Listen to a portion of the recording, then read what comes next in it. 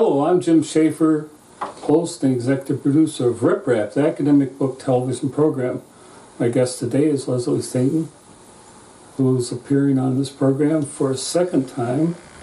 In this conversation, we're going to discuss her latest book, Staging Ground, an American Theater and Its Ghosts. Welcome to Rip Rap. Thank you very much. It's good to be back. It's an interesting book, but first we need to establish what you're talking about. Where is this theater? How long has it been around? Just that kind of stuff. It's the Fulton Theater in my hometown of Lancaster, Pennsylvania, and it is arguably the oldest continuously operating theater in the United States.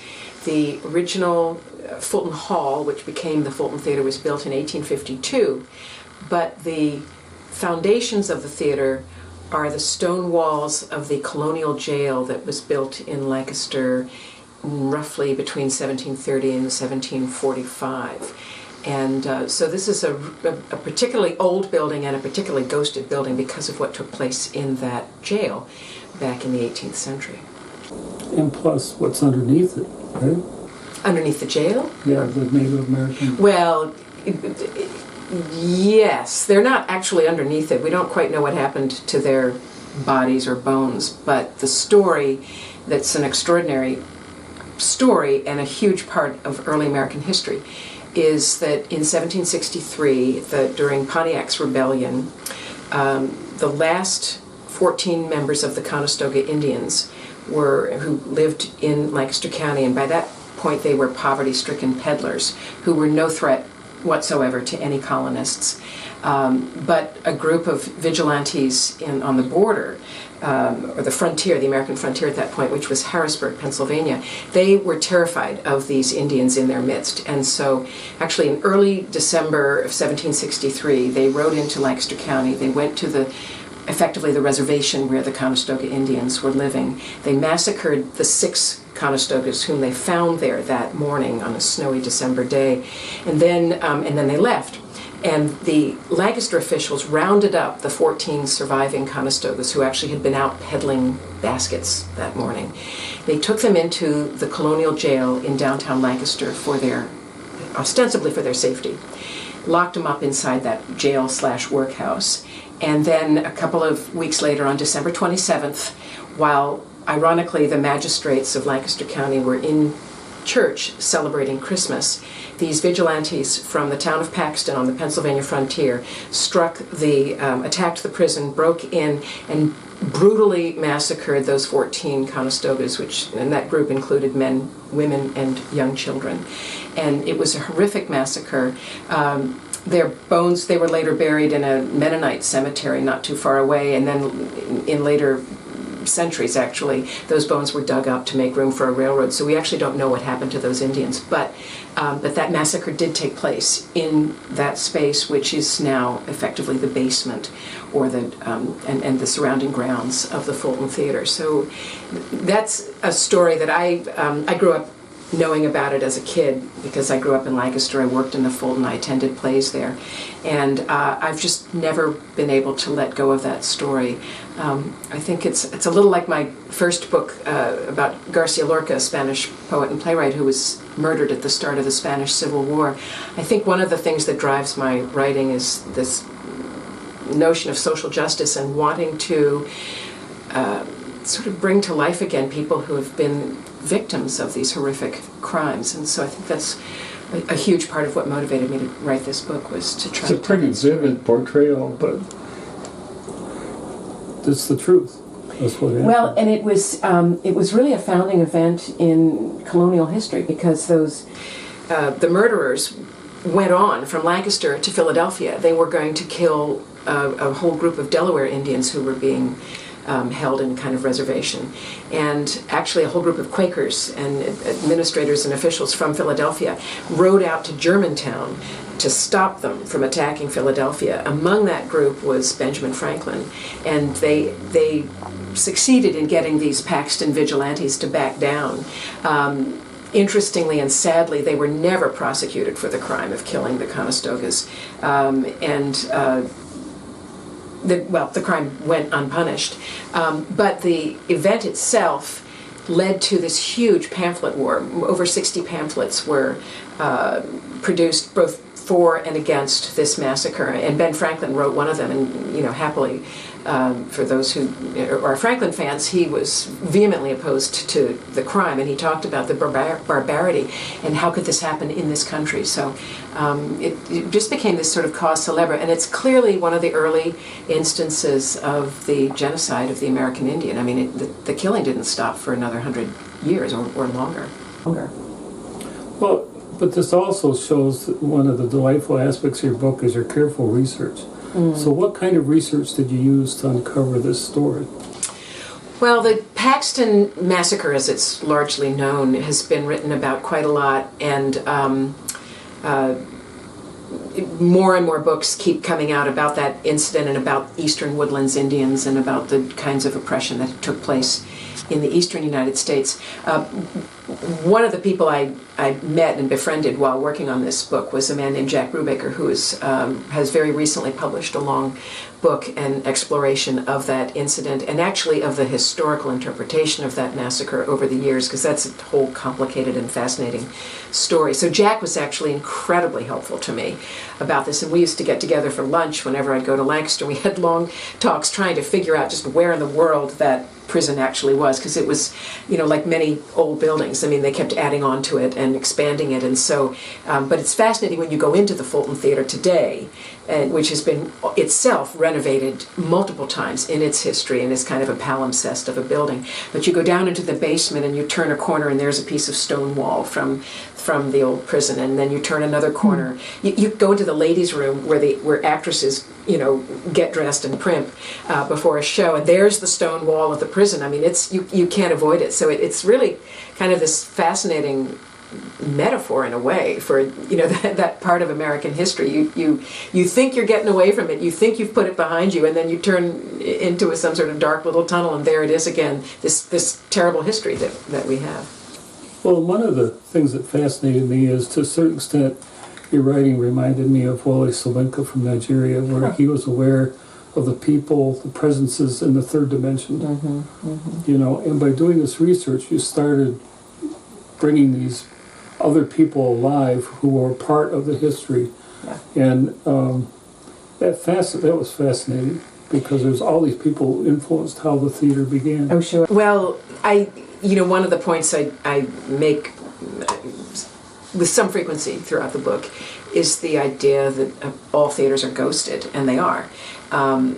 And you think about the activity that goes on in those buildings over the course of so many years. How many people have come onto that stage? I mean, at the height of the golden age of the American roadhouses in the mid and late 19th century, the Fulton was one of the great roadhouses, and people were coming in, shows were coming in frequently, every day. I mean, they'd load them up, they'd load them in the morning or whenever, they would perform, and then they would head off by train to the next theater, and these troops went around the country, and it was an extraordinary era, very tough on the actors who were doing that kind of traveling.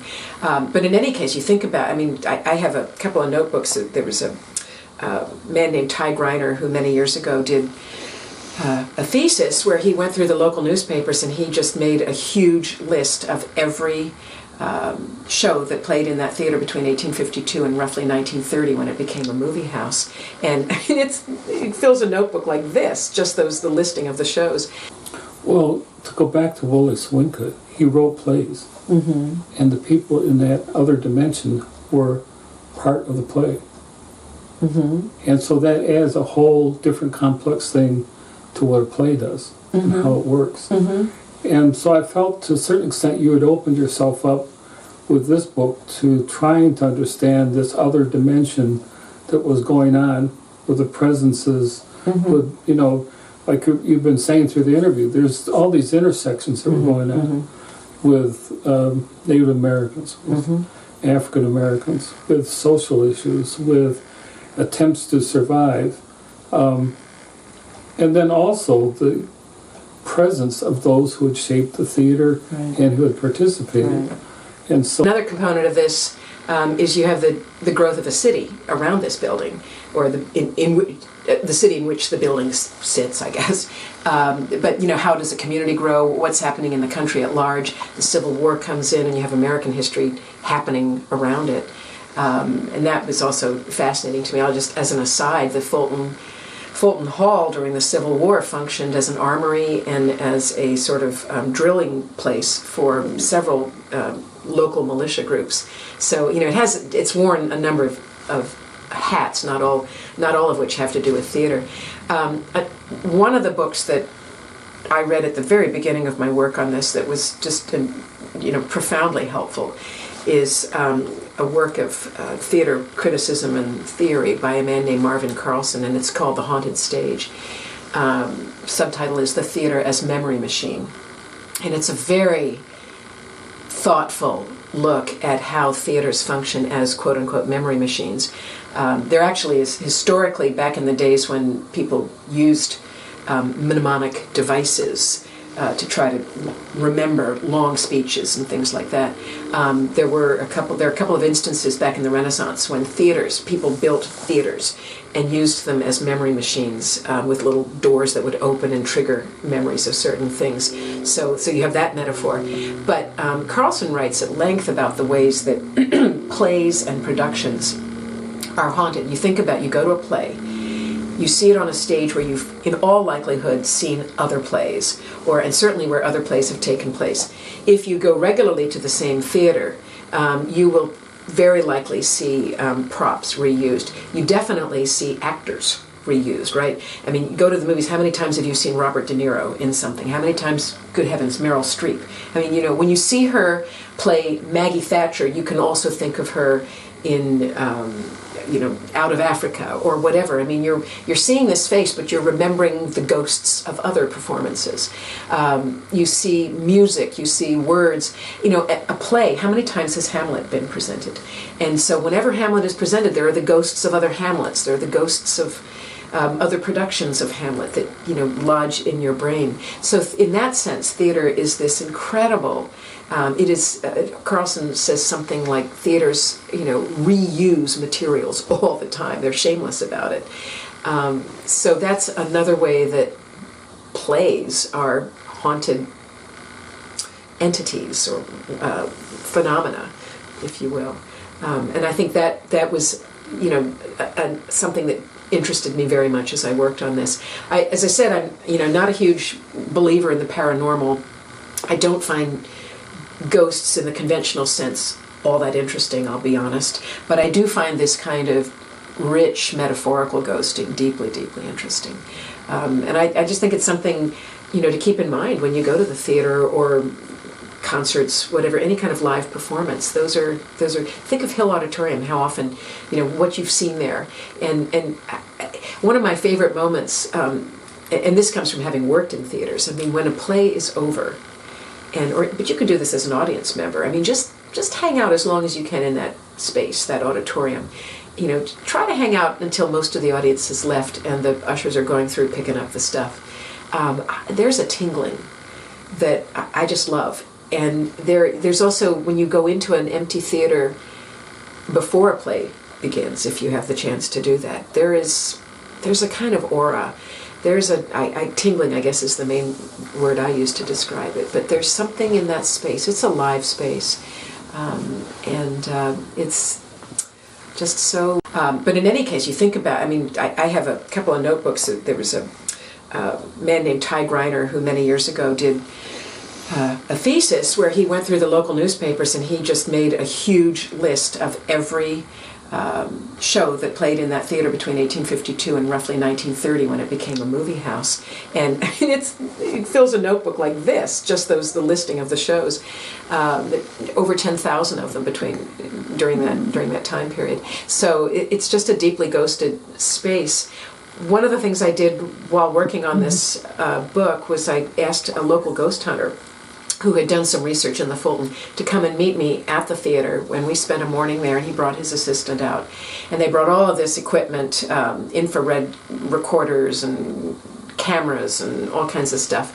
And we just traipsed around the theater and followed me around, and there we were standing on the stage of the theater, and he's snapping away, and his assistant is snapping away, and all of a sudden he said to me, I think we have a little friend here.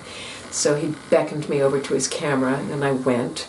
And sure enough, on the screen on the back, you could see a picture of me, and next to me was this little white orb. I don't know what it was. I don't know how it got there. He claimed it was a ghost.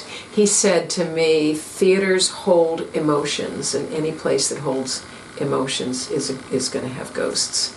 So I'm not a big believer in the paranormal, but I do know that the place is ghosted in ways that are just so resonant. I mean, when you're there, you're aware of people who've come before you and actors who've been there. There are posters of old shows all around the lobby of the theater. I mean, it's impossible to go in that building without thinking about what's people who've been there before you. Why don't you mention some of the people who did come through there? Sure. Well,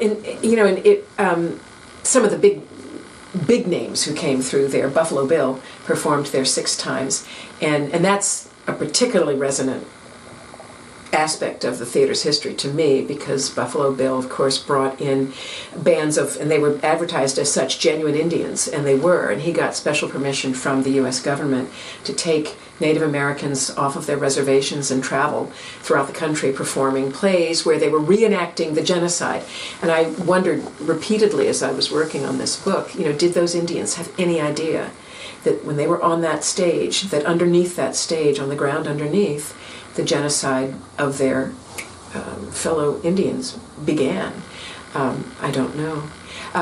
Minstrel shows came through by the dozens, by the scores. In fact, the first show to play Fulton Hall in 1852 was a minstrel show. And then later, some of the great African-American vocal groups came through. The Fisk Jubilee Singers came through. A wonderful performer named Bert Williams in the early 20th century, who was this fabulous African-American vaudeville star who reluctantly played. He was very light-skinned, but he found that if he put on blackface, he got bigger crowds, and so he, with a lot of mixed feelings, played in blackface. And he and his partner George Walker came through and performed several times at the Fulton. Sarah Bernhardt came through. Edwin Booth, one of the great actors of the 19th century American stage, and the brother of John Wilkes Booth, Lincoln's killer. He performed just once at the Fulton in 1886 to a sellout crowd. He's a fascinating figure. W.C. Fields, Ethel Barrymore, just amazing numbers of people coming through there. And then politicians as well.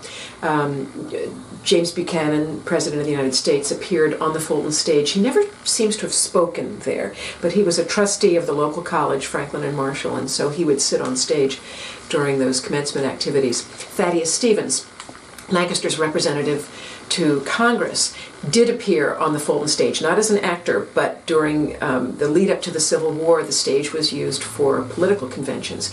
And Thaddeus Stevens often took the stage, and he stood there and he decried slavery from that place, from that stage. It's such a rich kind of experience to be in that space in different ways.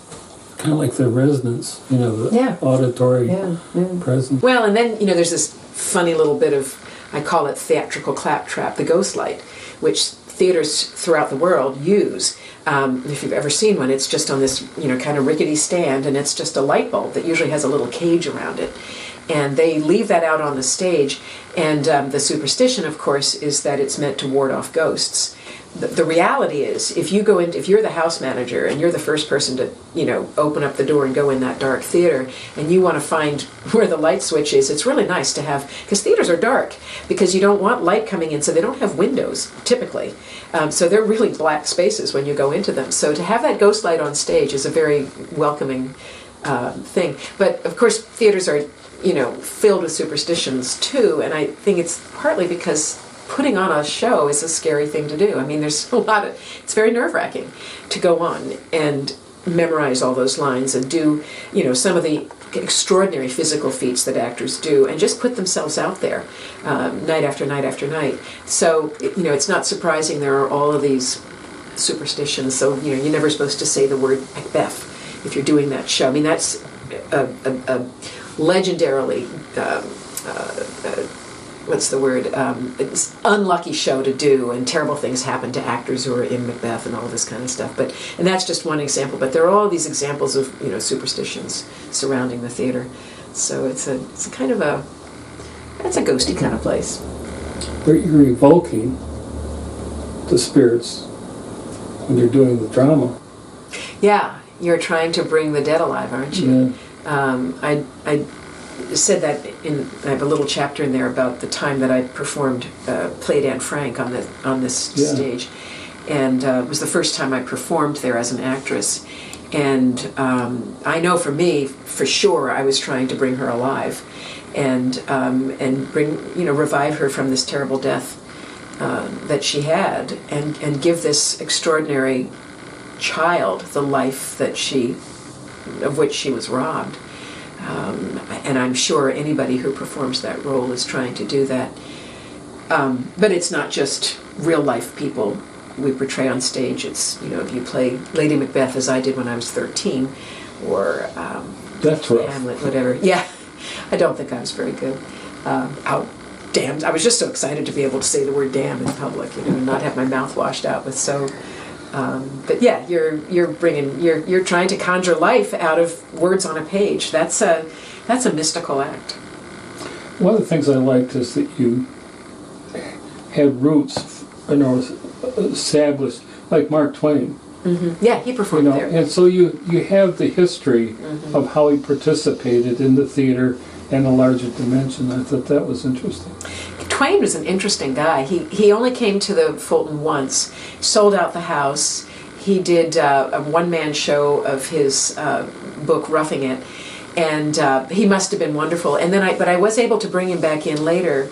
I have a whole chapter on minstrelsy and African Americans on stage at the Fulton, and Twain / Samuel Clemens wrote very powerfully about African Americans. He loved minstrel shows, and which, and there's actually, the politically correct thing to say today is that all minstrelsy is terrible, blackface is terrible. It was an incredibly demeaning thing. On the other hand, as some more recent scholars have said, minstrelsy also allowed blacks, it gave them a job. Some African American performers became very rich from it, but it also allowed them to be incredibly wild and exuberant and irreverent, and it gave them a freedom that they did not have. And I'm talking, this is post-Civil War at this point, when they were free, but they had a freedom on stage to be really outlandish and to say whatever they wanted to say, which they did not have in real life in American society. So that's a long aside about minstrelsy. But Clemens / Twain really enjoyed the minstrel shows. But he also was deeply disturbed by slavery. He wrote very powerfully about watching, one day as a kid in Hannibal, Missouri, he saw this boat go by, and there were a bunch of enslaved African Americans on it who were clearly being sent downriver to New Orleans. And he said they were the saddest faces he'd ever seen. So I brought that back. I wanted to talk about him in a larger context in that chapter on African American performance. I mean, that's one of the aspects of this story that is just so complicated in so many ways. And then in addition to the performances on stage, you have, well, what about African American audiences? Where did they sit? What, and my understanding is that there was a separate balcony at the top, and they put in a second balcony for African Americans. There was a separate entrance for them. They were allowed to come to the theater, but they couldn't mingle with the white audiences. And there they were up in the peanut gallery watching blackface performers, white and black, pretending to be them. I mean, again, your mind starts spinning. What's the phenomenon? What's going on here? But yeah, Clemens was one of the great names who came through the Fulton, and There were some really interesting phrases that you mentioned. Let me try to find one here. Watching a play, you both lose and find yourself. The boundary between light and darkness, actor and audience, communal and private experience keeps shifting. I thought that's really interesting. I've never thought about it specifically that way. Yeah. You know, it kind of takes it down. Yeah. On stage, performers are free to do as they wish. Out in the audience, there are rules. Auditorium, there are rules. You know, posted signs. Yeah, there's, and again, that was something that Yecker in particular dealt with, the manager who ran the Fulton from 1865 to 1903. And again, that was part of propriety, because in the Victorian era, you know, that place needed to have a good reputation in order for respectable Lancastrians to go to the theater. But that idea of the freedom on stage, I mean, it is fascinating. I was just talking about it with minstrels. Another book that was hugely helpful to me and has been influential for me ever since I first encountered it in college in the 1970s is a book by the name of, it's called The Actor's Freedom. It's by a man named Michael Goldman. And he talks at length about the incredible freedom that actors have. I mean, you think about it, one of the early shows that they did at the Fulton was Othello. So you have, you know, this king who's married to his wife, and he gets the idea that he becomes incredibly jealous of her and finally murders her. And we sit there and we applaud this whole thing. I mean, we would not do that in real life. So all sorts of stuff happens on stage that titillates, horrifies, frightens, appalls us, and yet we go in throngs to see it because we want to see that stuff. And then we applaud it, and we applaud the actor. And you think of the actor who's playing Othello, who's murdering his wife, the incredible freedom they have to do that. And then you have the kinds of freedoms in the 19th century, you know, these leg shows that Yecker brought in, you know, women wearing tights and flying across the top of the stage in their tights when the audience is trussed up like a chicken, right, with their corsets and their hoop skirts and all of that sort of stuff. But you could watch it on stage, and that was okay. If those women in tights had gone out onto the streets, they probably would have been arrested. But it can happen on the stage because we grant the stage this incredible freedom. Well, and you wrote, actors occupy liminal space somewhere between self and character, life and death. Mm-hmm. Yep. It's a condition of their employment that they pass repeatedly back and forth among these states. No wonder they unsettle us. Yeah. This really deep thought was, you quote Bachelard, all really inhabited space bears the essence of the notion of home. Yeah. Well, you call a theater, what's one of the names you call a theater? When you get, if you get the complimentary seats that the director gives you, they're house seats. More interesting than just living, right? I mean, I love my life, but to have this other life, it's just so wonderful. And I often think of, was it Margaret Mead, who said her father told her as a kid, if you can contribute anything to the world's knowledge, that's a good thing to do with your life. And so I'm hopeful with this that I've done that, at least in one small area. I think you have. So thanks for being on Rip Rap again. Thank you.